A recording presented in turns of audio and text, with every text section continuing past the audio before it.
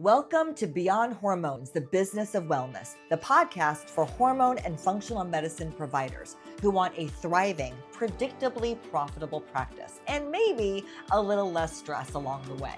Hi, I'm your host, Jody Lane, and I've worked with lots of clinics in marketing, sales, and business development, and I have seen what works and what doesn't. And here's what I believe. Hormone and wellness care should be available to everyone who wants it. And while providers know the medicine, many struggle with the business side of their cash practice. And that's where I come in. See, this podcast is here to share real strategies, real stories, things you can implement in your practice right away. So I am so glad you're here. Come on, let's go. Hey, everybody. Welcome back to the Beyond Hormones, the Business of Wellness podcast. I am your host, Jody, and today we are continuing our deep dive into the POWER framework, which is the 5-pillar business system that we teach here at Accelerated Medical Practices. Now, if you've been following along with the other episodes, we've already unpacked positioning, operations, and workforce. And today we're going to get into E, which is experience. And I have to tell you, this one's a little bit close to my heart because I think that it is the one pillar that separates clinics who are just surviving to ones that are thriving. All right, let's get into it. Now, here's something that I want you to think about just for a second. You see, I cannot think of a single clinic owner, not one, who would tell me that their goal is for patients to have a mediocre experience, right? I mean, do you think that? Of course not. Every single one of us believes that our patients deserve an amazing experience. So the question isn't whether you want an experience that's great. The question is, are you intentionally creating it? And that's the gap. And it's a big one. See, most clinic owners assume that if they hire good people with good attitudes, the experience will take care of itself. And listen, good people are a huge part of this process. I'm not downplaying that at all. But if you are leaving the patient experience entirely up to the individual personalities and judgment calls of your staff, you're going to get an inconsistent experience. And inconsistency can often be the enemy of trust. So today, I want to break this down into 2 phases, and both of them are absolutely actionable for you no matter where you are in your clinic journey. All right, phase 1 is all about your staff and the standards you set for how they interact with patients. Now, if you listen to the workforce, you know how important I think staff is. But think about this. If you walk into a McDonald's in Texas and then you walk into a McDonald's in New Jersey, you're going to get the exact same hamburger, the same interaction at the counter, the same experience. Why? Because someone somewhere sat down and wrote out exactly how many dollops of ketchup go on the burger, how many wipes of mayonnaise, how the cashier hands back the change. It's all documented. Nothing is left to chance. Now, I am not suggesting that your clinic should feel like a fast food chain. Not at all. But what I am saying is that behind the warmth and the personality of your team should be a framework, a set of expectations that everyone who works for you is trained to uphold. What are those things? Well, there are things like messages are responded to within 24 hours. And if you can't fully resolve something within 24 hours, there's at least a minimum of an acknowledgement sent. Something that says, hey, I got your message, I'm on it. And everyone does the same thing. That one thing alone could change how a patient feels about you. But it's also things like every time a patient walks through the door, they are greeted by name, not just hi there or wait 1 second. Because that kind of recognition, that's the beginning of an incredible experience.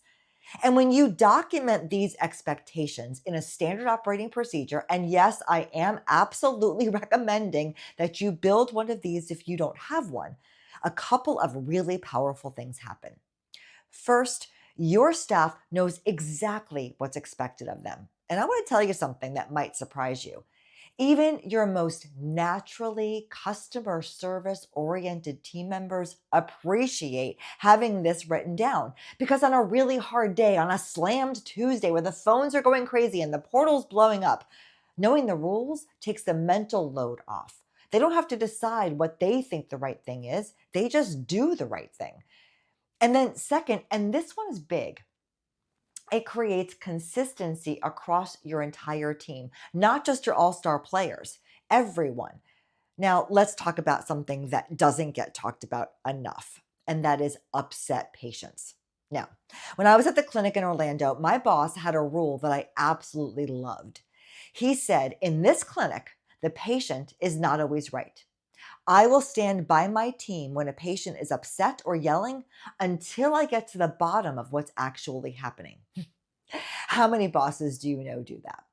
And then he would go on to say, if we need to improve something, we will, but I'm not going to allow a patient to treat my staff without kindness. Now, I can't tell you how much that mattered to the team because it meant that the staff knew that they were trusted. They knew they had backup. And when your staff feels that kind of security, they have a tendency to show up a little differently. They show up for your patients. Now, here's the nuance.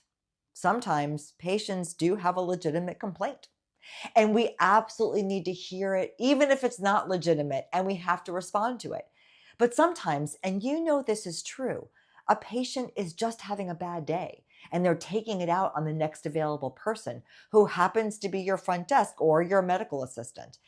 And finding that balance between advocating for your patient and protecting your team, that is leadership. That is part of building a great patient experience, even if it doesn't look like it from the outside. All right, let's move on to phase two because this is where things get really fun. Phase two is about intentionally engineering moments that make a patient go, wow, this place is different. Because here's the thing, your patients already expect to be greeted warmly. They expect appointment reminders. They expect kindness. Those are the baselines. Those are the table stakes.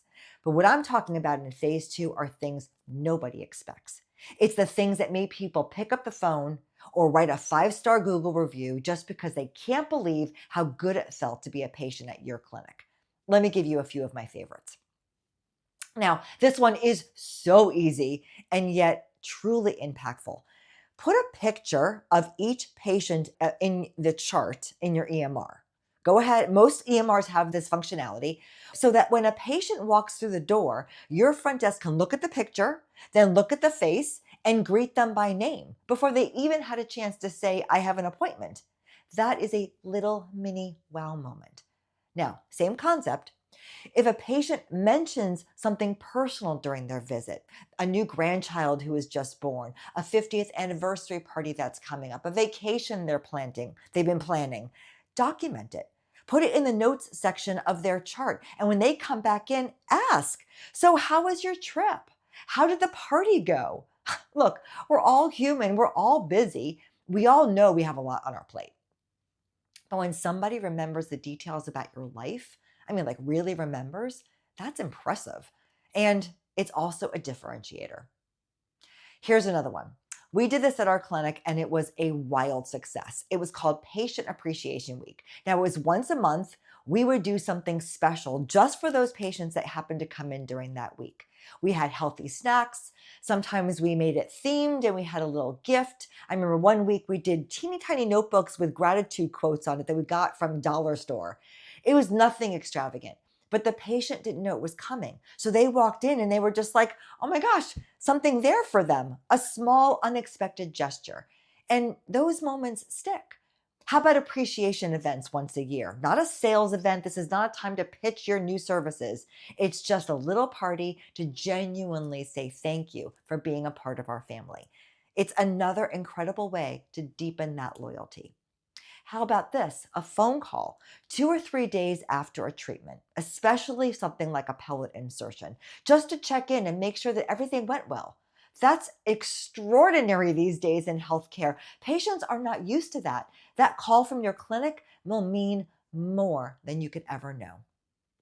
All right, here's another one. How about a handwritten card on the anniversary of when they started treatment with you? Not an email, but a card, because nobody sends cards anymore, and that's exactly why it works.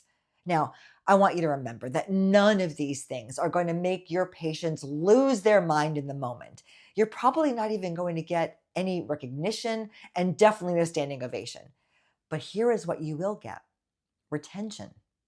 loyalty, reviews, referrals. Because when somebody feels genuinely cared for, they don't leave. Even if they could save 50 bucks a year someplace else, they're not going to leave somewhere that makes them feel this way. And in our growing industry, where trust is everything and new hormone clinics are popping up everywhere, and new patients are researching you on Google before they ever pick up the phone, those 5-star reviews, those comments are gold. All right, here's some homework for you. And I mean it. This is doable homework. This week, I want you to sit down with a very small cross section of your team, an MA, someone at the front desk, maybe someone from your sales team if you have one. Get a variety of perspectives in the room. And if you're a solo operator right now, that's totally okay. Just do this on your own. Brainstorm. Write down every single wow moment you can think of. Don't edit yourself, just pour it all out onto the paper. Then pick your top 2, just 2, and go implement those this month. That's it, 2 things. And then next month, go back to the list and pick 2 more and implement those. And that's how you build a patient experience culture over time.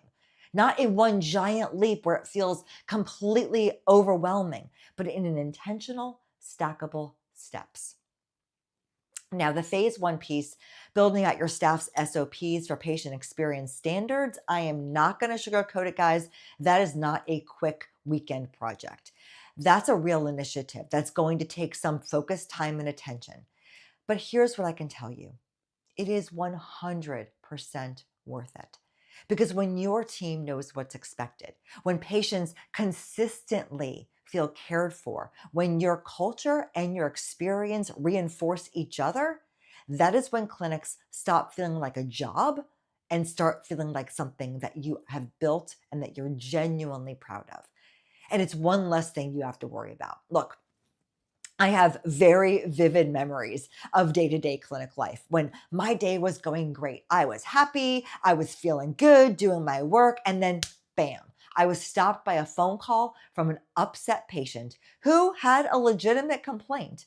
That was followed up by a conversation with a staff member that was annoyed because in their world, they did nothing wrong. And me in the middle feeling like I was micromanaging my staff member and trying so hard to appease and accommodate this upset patient. And my day was ruined. But once we had our experience expectations documented and listed, we had far fewer days like that. And if you own or work in a clinic right now, I'm sure you can relate to everything I've just said. Trust me, do this work and you won't have days like that nearly as often.